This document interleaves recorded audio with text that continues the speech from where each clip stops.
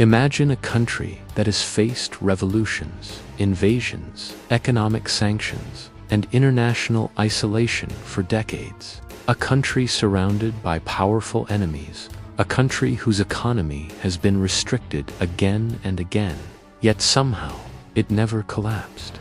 In fact, it survived, adapted, and remained one of the most influential nations in the Middle East. This is the story of Iran, a civilization that has endured thousands of years of wars, empires, and global pressure, yet still stands today. To understand how Iran survived the modern world, we must first travel back thousands of years to the greatest empire in history. More than 2,500 years ago, the land we now call Iran was known as Persia. And Persia was not just another kingdom, it was a superpower. In the 6th century BC, a remarkable ruler emerged, Cyrus the Great. Under his leadership, the Achaemenid Empire expanded rapidly. Persia controlled lands from India to Egypt, and from Central Asia to the Mediterranean. It was the largest empire the world had seen.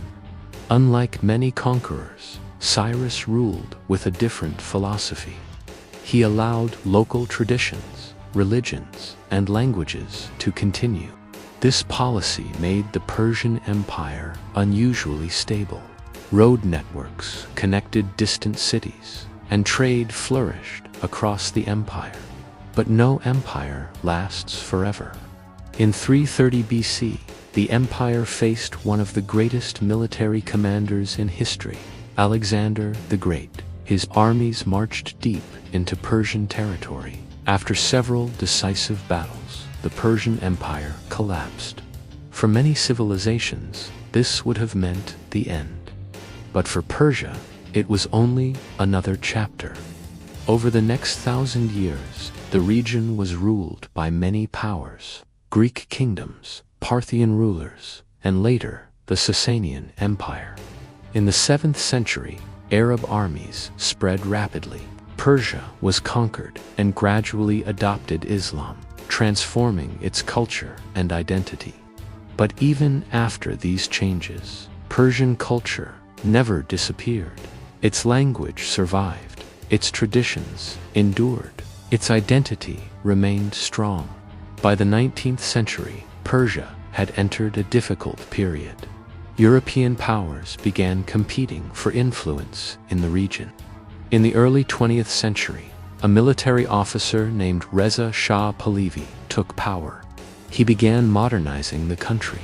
Roads, railways, and industries expanded.